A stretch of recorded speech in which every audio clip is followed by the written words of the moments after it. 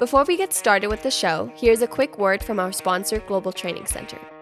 As trade compliance professionals, you want to make sure that your procedures and documentation are completed as correctly as possible to avoid any delays and possible fines. We provide a range of trade compliance courses that will fit your needs. From in-person or web training to recorded on-demand courses, we can train one or even thousands on your team through your learning platform or on our portal. We can even customize a private session for your team. Go to globaltrainingcenter.com to find out more. Today, we have got a great show, and we're talking about something that's a little different. And Lila, you want to introduce our topic today, and we'll get into it. And we're going to start tapping. We've got a large panel here to talk through something that, in my opinion, is a pretty cool group of people that get to assemble and try and affect change in the industry. Okay, so this episode came about because at the beginning of the year, we had Vincent Annunziato come to our show and talk about different things that the CBP is doing. So he had mentioned during that episode that for the public or private sector to get involved and collaborate, or even just to get involved with CBP and work on projects, or just at least to be involved in the efforts. He mentioned a group called TSN. So that group, I reached out to them, and in fact, the one that I reached out to was Megan Montgomery, which you all may know from NCBFAA. And so she got this whole group together for us, and so that's where we are right now. This episode will be talking about what the TSN does, how it works. But not only that, but we also have Vinny on the show to give us an update of the efforts that he talked about, because apparently there has been a lot of progress since the last time we talked. And so we're going to catch up with him as well. But for right now, part of the TSN, representing the TSN, we have, of course, Megan, whom I mentioned earlier, Megan Montgomery. And by the way, all of these names and all of these contact information, everything will be on the show notes, so look it up, because it's going to be a little hard to keep up. And then we have Fred, and Fred, I'm sorry, later we can have Klemishevitz. Thank you. Thank you so much. And then Melissa Ehrman. It's like Smith, yes. And then we have Melissa Ehrman. She's, I don't know if she's representing NAFTZ, but she does work there at NAFTZ.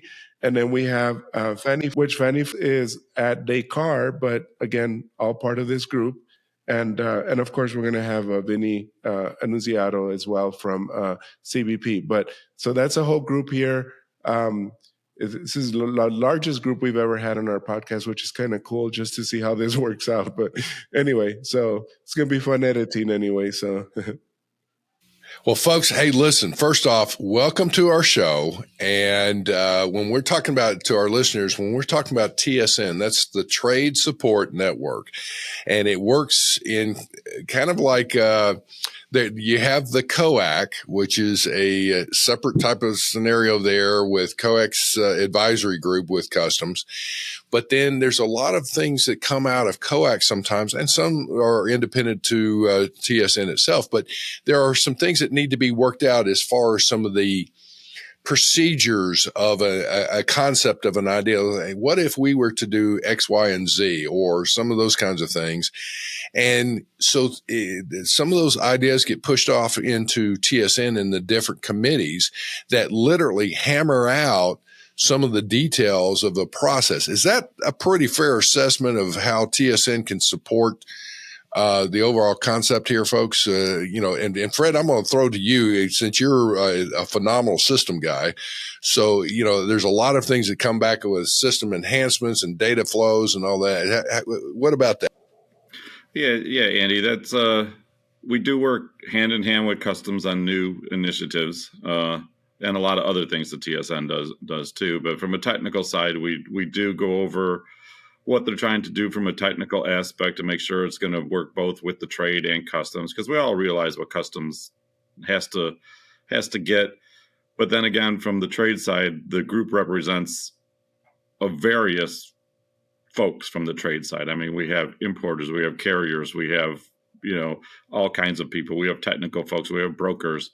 So it's a big brush that covers all the folks that are in the TSN. So we get a lot of different background and a lot of different insights to what's going on with customs.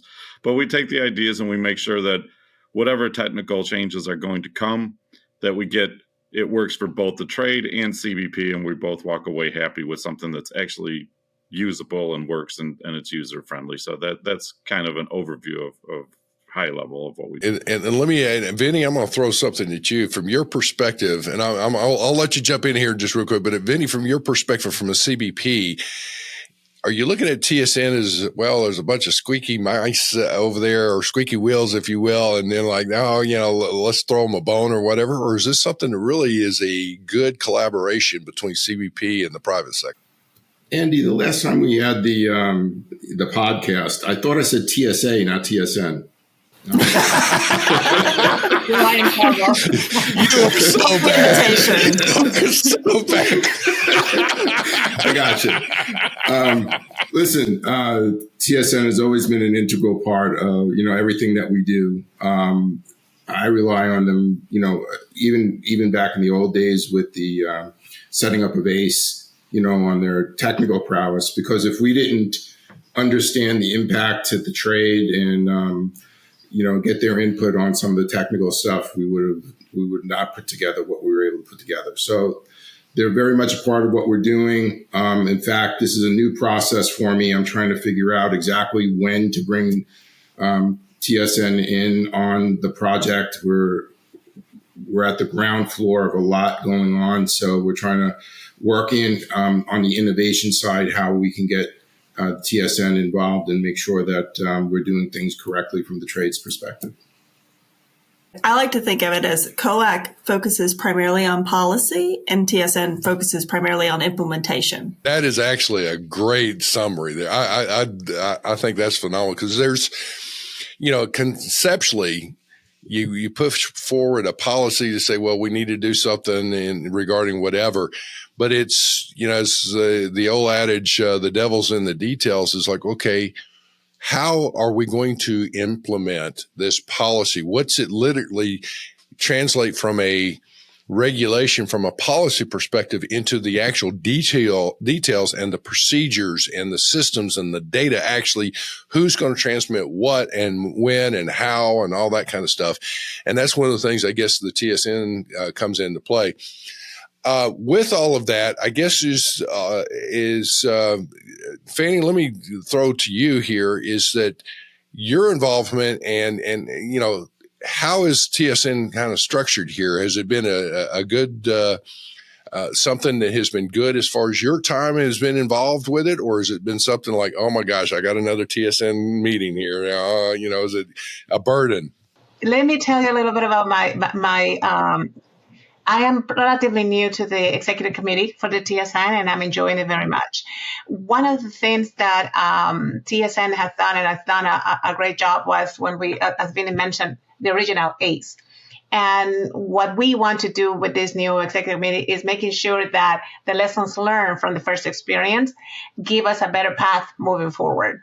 And the TSN is organized in usually as a support for customs. When a project comes out of COAC, they try to create a new working group, and they come to the TSN to get the appropriate people that belong to the TSN, that can represent trade in a proper manner and way, so that can help CBP build what they need to build. Our interest is to making sure that what CBP is building makes sense for us as well. We want to make sure that CBP understands that we are one of the users of their system, not just CBP. We have trace users, and we need to ensure that our needs are also taken into consideration when working in new projects. So there are different working groups currently. We have different type, as you know, multiple things are coming up more and more. And we definitely cooperate with CBP. We have ACE 2.0 working group. We have now the minimis working group. We have e-bound working group, and so forth. So as the need comes, CBP counts on TSN to build the appropriate team to get them on board and help them through that process. Excellent, excellent. And with this, there seems to be, if you go and try and count the number of customs brokers involved, it's almost like trying to count granules on the beach in the sand. It's like, my gosh, there's so many different brokers involved in things. But Megan, from your perspective, I guess this is an aspect of there's a lot of good, strong policy folks involved, heavily influencers and all that. It's, folks like, Amy Magnus and well, just a whole host of folks. I wouldn't be able to, I mean, Fred, you're one of those as a huge influencer, I would say. In that, and not taken away from anybody else on this, but in that is that with the TSN, there seems to be the need, and probably phenomenal, that NCBFAA provides a whole host of folks from the brokerage industry that is helping out and hammering out the details. So there are a lot more folks involved from a TSN in numbers, butts in the seat, if you will. Is there in particular like a top like the top initiatives that are going on? Or, I mean, as far as the structure, and I'm not sure who can address this right now. I mean, you just mentioned, Fanny, the executive committee. I imagine that's just overall on how things are going and making sure that the bureaucratic requirements are there. I understand from each of the different committees. But what is the structure of the committees? Who can tell me what we're talking about as far as the different things that are going on there with the committees? Well, we have multiple committees, and as I said, we have been very flexible on the structure of those. And it again comes from COAC's requirements, and they build the need. So as I said, we have currently multiple active working groups that CBP is counting on the TSN to help with. We have the minimis working group. We have the Ocean AMS Streamlining working groups that are active, ACE 2.0, eBond, in-bond working groups. So there is, it's not a static committee like it used to be in the past. In the past, we had entry summary committee. We have very flat and practical structure. But when CBP kind of let go of the TSN and to make it a trade association, we kind of are working, and we're very flexible, and we're working as needed. ACE 2.0 is the new another need that is coming, and we built that working group in cooperation with Customs. So it's not an static establishment per se. We move on as the need comes, and we will continue to do that. Now, the minimus is a very high impact that is in the news, is everywhere.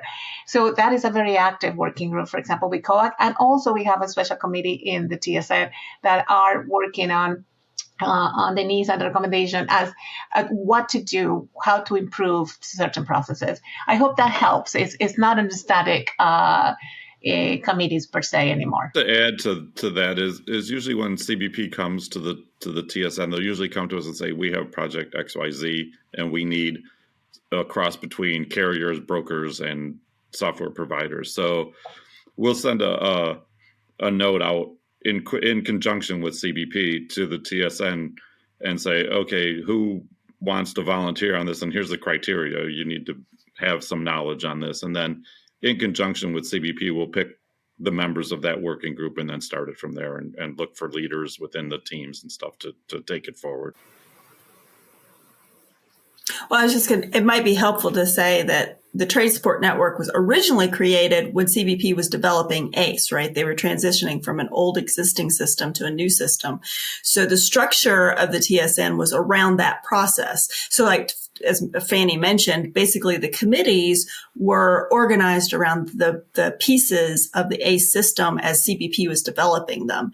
And participation meant that there was always something, you were always working on your own requirements for that piece of the ACE system. Now we've evolved into more like Fred and Fanny described, this project orientation, because CBP's moved in that direction with ACE, right? It's a stood up system. It's now accepting all of the data. And piece by piece, they're going back and implementing special functionality. So now it spans more across those ACE modules than it used to in the past. So from a TSN perspective, at any given time, if you jump in and start getting involved, you might not see something happening that is pertinent to your functional area right then.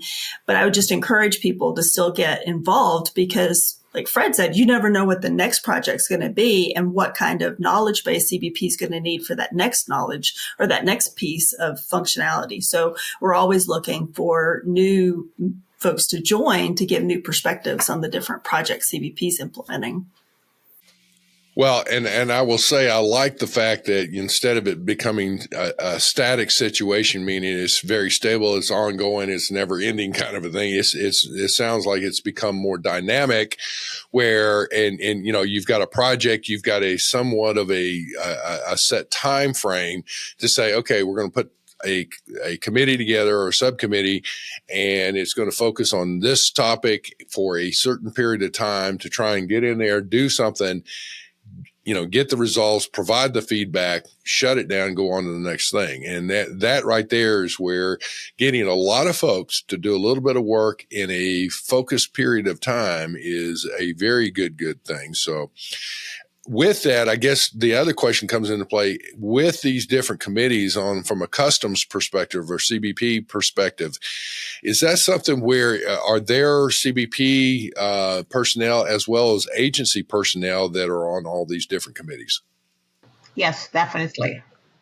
They have a leader from the CBP side, and they have a leader from the trade side.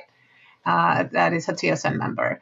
Another point that I wanted to make, Andy, yes, we cooperate with customs very much, but we also, as a trade, we want to show and push also our needs. We have a list of enhancements requests that have come even from the old A's that we want to continue to push the CBP. Unfortunately, because of budget issues, we haven't been successful in getting them in the schedule, but they are in the backlog for CBP system in the A system. So we continue to be, you know, the, how could I call ourselves, the policeman from trade to try to ensure that the rules and our needs are also met with CBP. So from that perspective, I want to make sure that that everybody understands that it's not just what CBP needs from us, but it's also what we as trade want from CBP, and we're here to do that as well. Well, and Vinny, I'll just have to say, like, you know, they have their list there. Why can't you just do it, Vinny? Of course, Andy. I just wave a magic wand and bring budget and policy and make them all agree with everything the TSN wants, and we're done. Yeah. Of course, you know, the TSA does all of our requests, Vinny.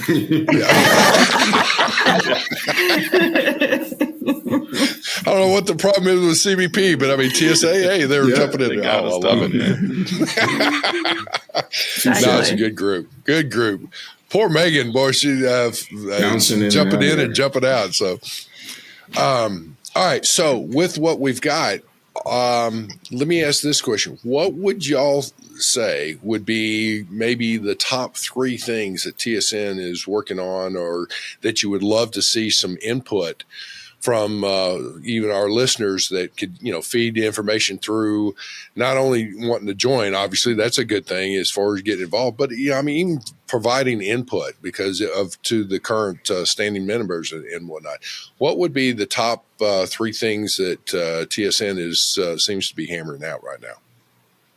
Who wants to take that on? I could start with my 3. House bill release is one of them. That was what that came to my mind too, Fanny. Yes, actually, I'm also out in that working group and leading that working group, and it's been a very challenging project, but we continue to hope, right, that gets developed. The minimis working group is a big, is very current, is new, it's affecting customs, is affecting trade, is affecting our community. And that's an important to me. Again, maybe I'm going to let the others also explain, but those are the big ones that I'm very interested in working with CBP and ensuring that we accomplish what we need to accomplish to make trade. Yeah, some of the low-hanging fruit that we have, Andy, out there is automated payment methods. Automated payment methods, some ACH, the ability to have customs give us our returns, our payments to us in an electronic format, to get rid of the paper, get rid of the checks, to get rid of the temptation there of bad things happening when people intercept a check and cash it, and things happen like that. So if it becomes electronic, it eliminates that. It makes it easier for us. So those are some of the things on the low-hanging fruit side that we got going from some of the little projects that Fanny had mentioned before, that we got our list of requests for development, if you will, that we want. Those are our highest ones right now to try to get those going. All right, Melissa, what about from your perspective? Well, I just wanted to put a plug in for our friends that are working on Export Manifest. This is one of those projects. I can't say it's highly active, but it's certainly been a long-term project, and we're still working on it. It's still in process. The TSN group is working very closely with the COAC working group that's on the same topic. And this is one thing to mention, is that often these working groups have overlap, which is really beneficial in that you can take those COAC recommendations and operationalize them a lot faster when we've got that kind of overlap and interworking of the groups. So that's another project that the TSN is still continuing. From your perspective in the brokerage association and all that, what are some of the top things from from your perspective, I guess, that TSN should be and is working on? Yeah. So, I think overarchingly, the biggest thing that I'm thrilled to see is CBP bringing TSN earlier in the process, because the reality is we don't have any extra money, right? Let's look at House Bill release. That was a project that could have taken that $10 million and really hit it out of the park. And the private sector really wasn't there when they needed to be. And as a result, some of that work is going to have to be redone. And that's precious money. That's money that, we really needed to have go to other things. And so I really want to commend CBP, because, the TSN is now a private group.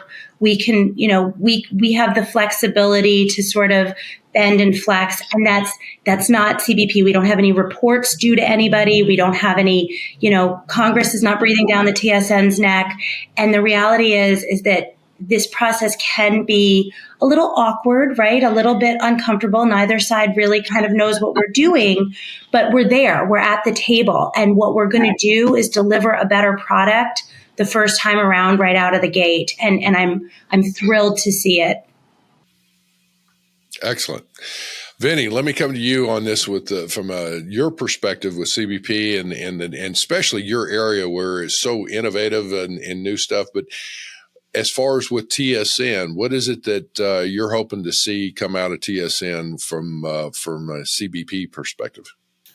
The biggest win for me across the board would be that TSN members would start looking at the global interoperability pieces that we're putting in place and start getting involved at the W3C level.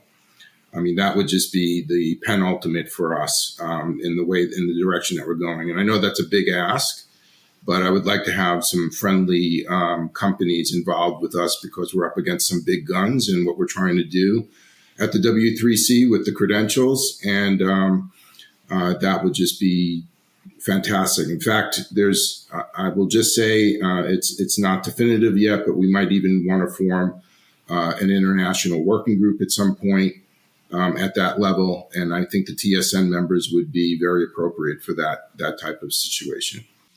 Wow. That's phenomenal. With that, I guess, let me ask this question. To your point, are there a lot of things that get hammered out through not only COAC and the policy wise, but then with TSN that you're able to take to the WCO to say, this is what you're trying to push for reciprocal type agreements and processes and data flows and all of that with other customs organizations that you're able to, do? Has that empowered CBP at that level? Andy, that's like a multifaceted question that we'd have to break down a little bit. Right now, I just have one of our CBP folks working on data standards. Now, actual data elements versus what I was talking about with the W3C are two different things. So I want to separate that out. W3C standards are communication standards, or a layer of standards for communication. At the WCO level, we will be adhering to whatever the standards are on the data so that they're easily translatable. But when you start getting into global, it's different requirements that are occurring. I will say that, in my view, if we really are serious about forming an international single window at some point, you can't do it unless you're in line with what I'm building right now. Because all you're going to get is a patchwork of single windows, right? And that's not going to give anybody the pure effect of what we're always trying to achieve, which is one spigot in, one spigot out. So the first thing we have to do is get a standardization that the global community would get involved in. And that's something that I'm working on now. I think I mentioned before with the border 5 countries. We have some South American countries reaching out to Singapore, the EU. So we're trying to get a bunch of tests going on to get countries more and more involved in this. Well, can you give an update on some of the things that you've been working on since the last time we talked with you? And I would love to, Andy. That's why I'm here today. Right? let me tee this softball up for you, brother. Lay it out on a platter for me. All right. Well, obviously, just really quickly, we completed our 2023 test in August. It was very successful. So what the customs folks did on the technical side was we wanted to take the data in from the credentials and actually map it into our system now using the legacy data and mixing the new with the old. That went really well. I mean, really well. It helped us to figure out a lot of things that we wouldn't have normally have known if we had jumped right into the credentials. So it was a good baby step. 2024, we will be able to, as a system, verify credentials. So if the credentials come in, we'll be able to authenticate them and make sure that they're coming from legitimate sources. We have some big names. We're working with standard groups like GS1 and Glyph. We have some big players that are coming in. I know Walmart is extremely interested in what we're doing. We've been talking to Nike. UPS just committed recently. So we have a lot of big players coming in on these projects, and it's amazing. We're going to be testing some stuff in 2024 on, believe it or not, green trade. I'm going to be able to test a environmental passport to take a look at something that we've been doing and put green trade on the map. I am trying desperately right now to work with our folks to bring in British Columbia, Canada, who is already on the same standards that we are and issuing credentials so that we can go in and verify their credentials on natural gas. So big stuff over there for 24. Please keep your eyes peeled, and anybody that wants to get involved, there's still some time. Get moving. We just brought in a couple of brokers. We have some other folks that have just come on board. We will stick you onto the team that you're interested in, and that's not a problem. You can just reach out directly to me and my team. In 2025, early 2025, and I'm going to be sharing some big news with you a little prior to what's coming up with the trade summit. So it's breaking, right? First of all, the international tests, we have 3 of those, 2 of which have been funded by Congress. By the way, my 2024 test was also funded by Congress. Don't hurt yourselves. We had bipartisan support. Don't fall off your chairs. This was amazing. All right.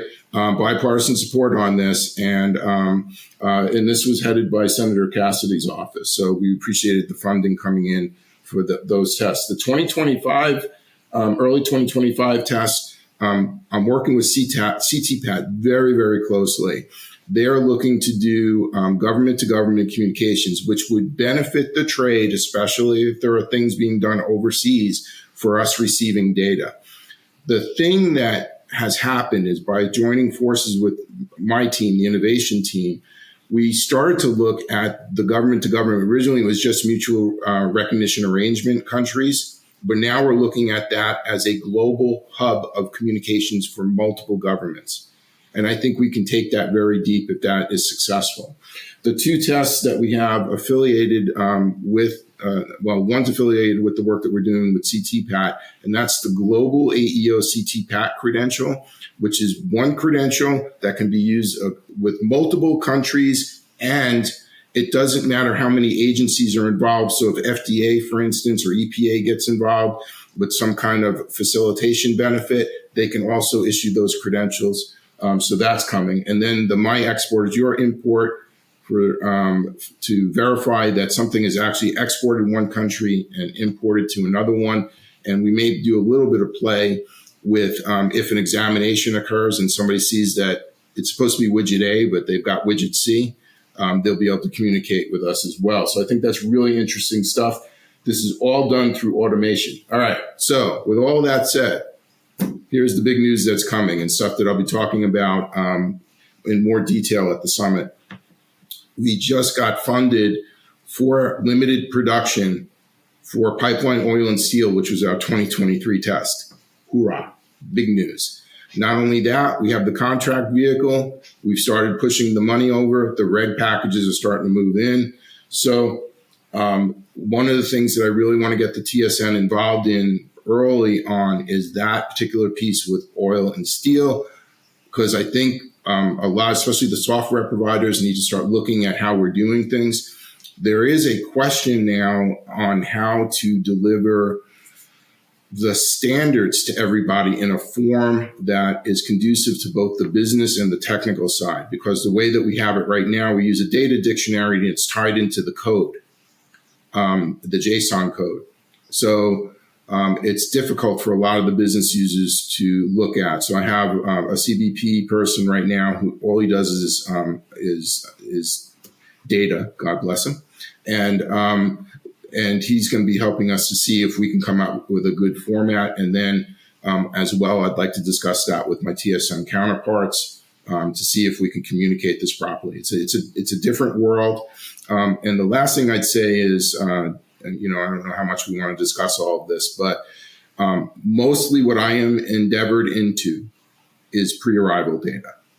Okay, what happens prior to the entry, to a bill, to an inbound movement.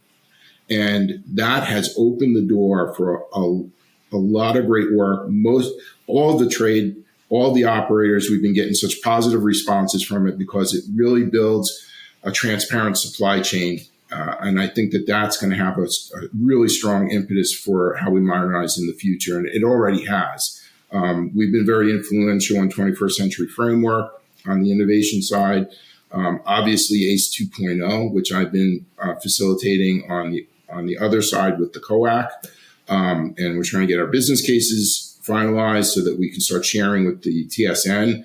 And once that takes place, it's going to be round 2 ACE, right? We're going to be going in there, rolling up our sleeves and trying to figure out, what is this modernization effort really start looking like, which is going to bring us into the operational requirements as well. So it's exciting time.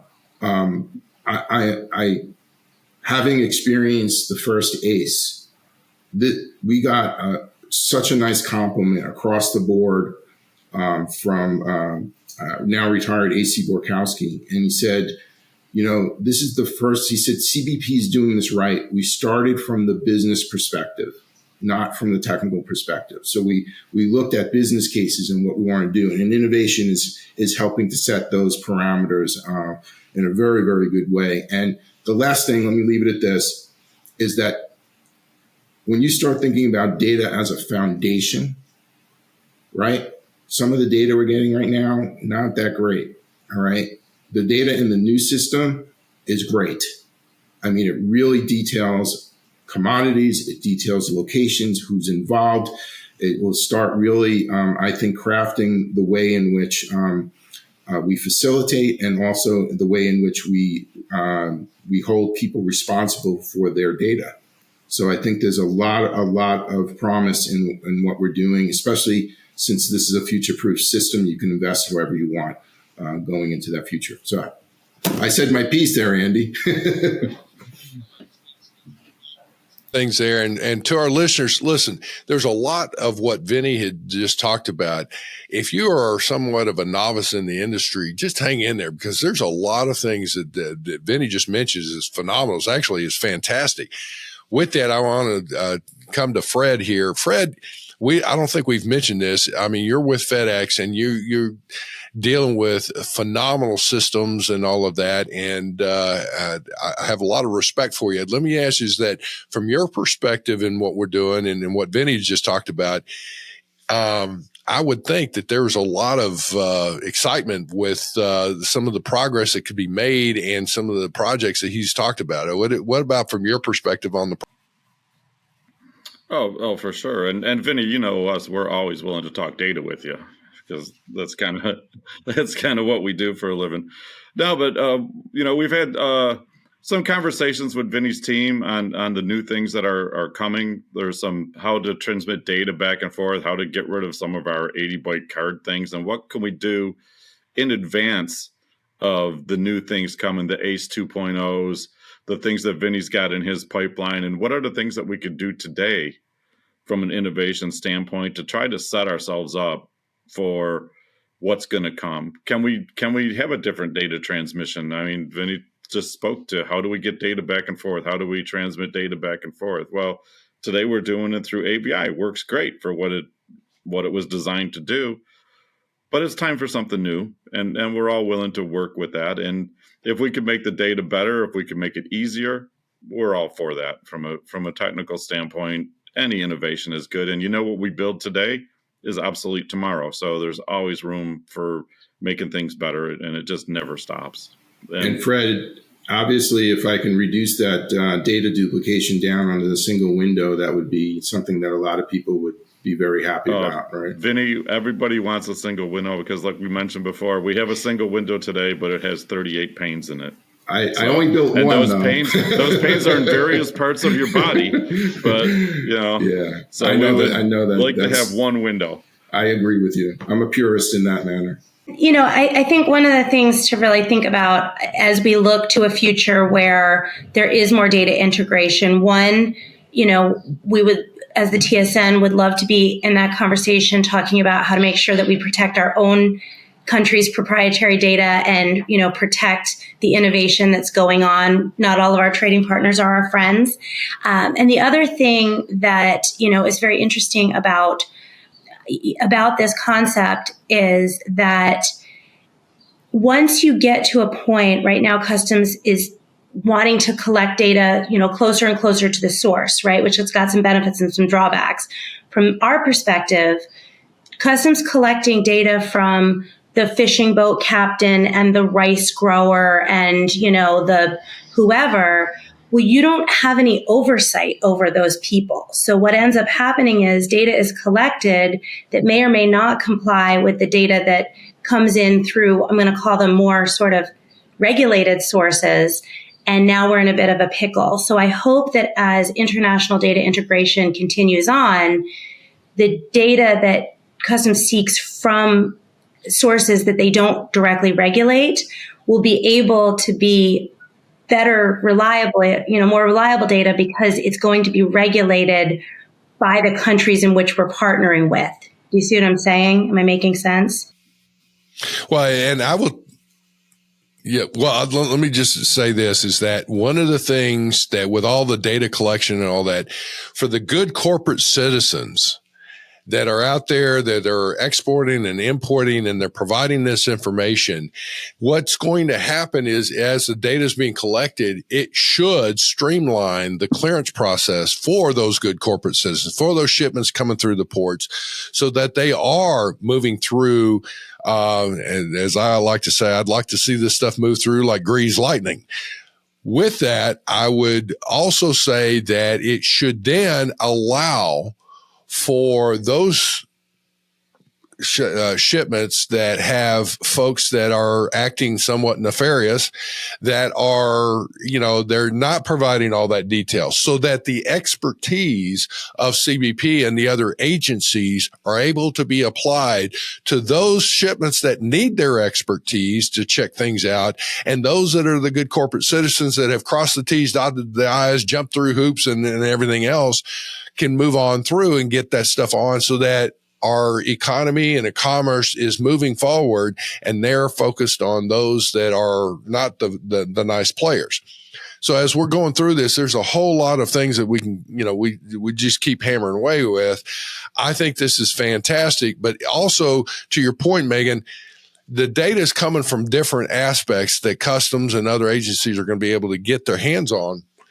It will then empower them, hopefully, to say, if I'm saying that I'm moving it from point A with this carrier and this is the widget A, it's not all of a sudden it arrives at the destination and it's a widget C and it came through other means. It's like somebody's not circumventing processes. So I think it's going to be a positive there in empowering our agencies with the right information. And if there's something in conflict, at least it's a red flag that can be checked out. It's a really great opportunity for CBP to continue to look at providing benefits for our trusted trading partners, right? The CTPAT participants, the ISA participants, these are companies that have opened their books literally and figuratively to CBP. And, this is a great opportunity to shrink that haystack and say, okay, we're in partnership. Let's look at sort of getting you into the fast lane. And it's really exciting. It's an exciting opportunity. With that, let me just, we need to, for sake of time here, we could keep talking about this, but I'm going to go around the horn here and ask you to, for your closing comments, if somebody is interested in TSN or some of the things out there, what is it that you would suggest as far as people to take action? If you're a high level person in a company and you've got people under you that should be involved in this, what should you look at? Melissa, let's start with you. What do you think as far as from your perspective? So we continue, I mentioned earlier, we continue to get applications from the trade. So if you hear something in here that you find interesting and you want to make sure your company is participating, you can reach out. There are forms on the CBP website, and there's also a TSN website that you can complete an application. Let us know that you want to get involved, and we can make sure we get you connected with the right folks.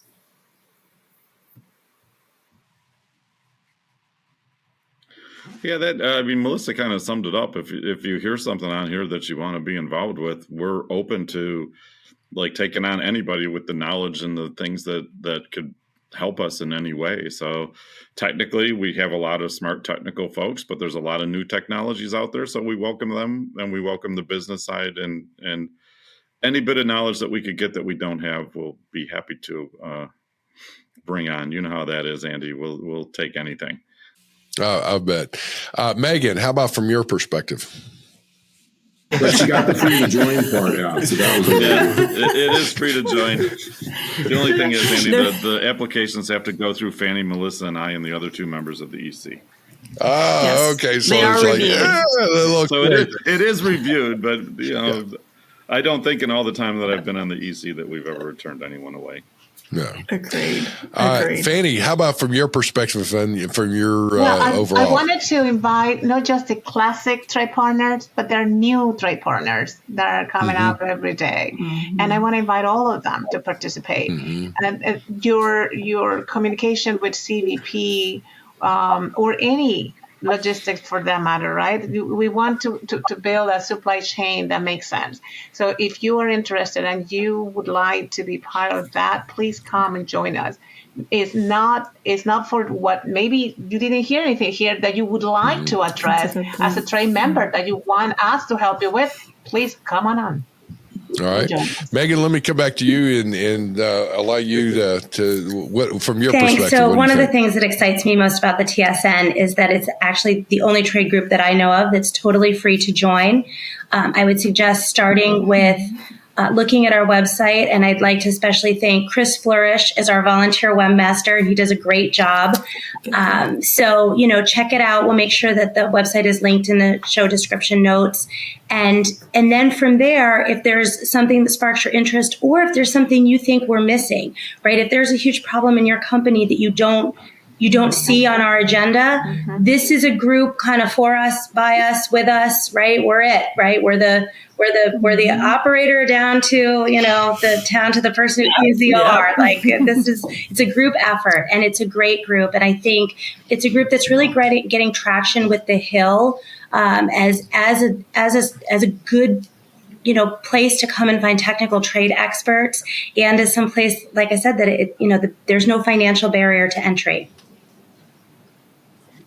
All right.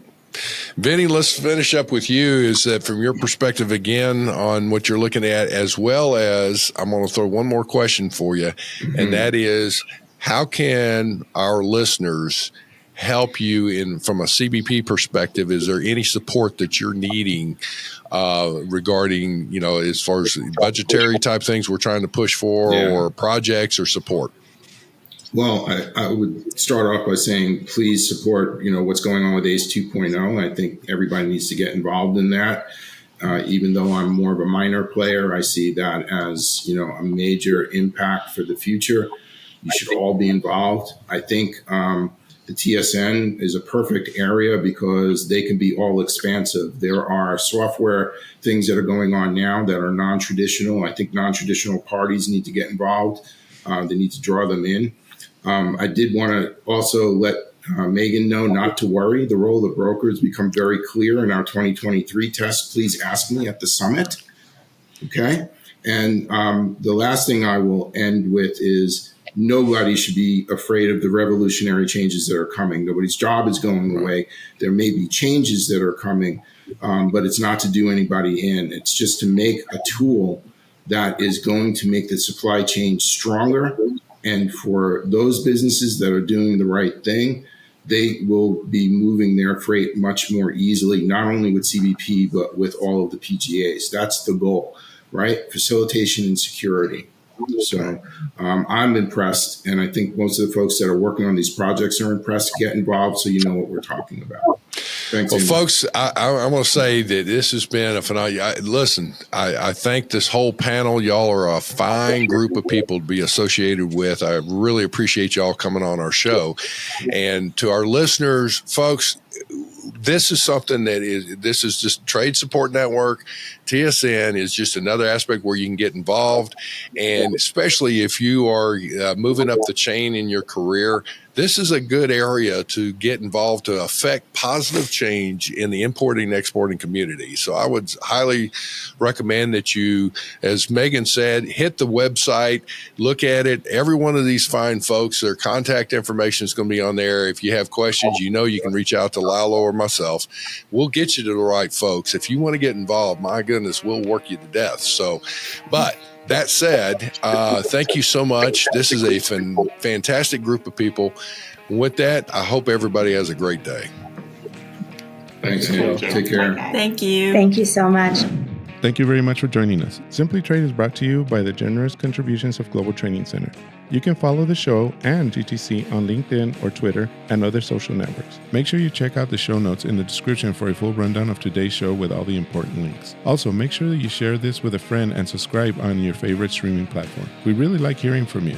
If you enjoyed the show, make sure to rate and review wherever you listen to this podcast. If you or someone you know would like to be a guest on the show or would like to sponsor Simply Trade or suggest any topic you would like for us to discuss, please contact us via email at simplytrade@globaltrainingcenter.com, or you can DM us on Twitter at simplytradepod. Thank you again for the privilege of your time. Happy trading. Simply Trade is not a law firm or an advisor. The topics and discussions conducted by Simply Trade hosts and guests should not be considered and is not intended to substitute legal advice. You should seek appropriate counsel for your own situations. These conversations and information are directed towards listeners in the United States for informational, educational, and entertainment purposes only and should not be substituted for legal advice. No listener or viewer of this podcast should act or refrain from acting on the basis of information on this podcast without first seeking legal advice from counsel. Information on this podcast may not be up to date depending on the time of publishing and the time of viewership. The content of this posting is provided as is. No representations are made that the content is error-free. The views expressed in or through this podcast are those of the individual speakers, not those of their respective employers or Global Training Center as a whole.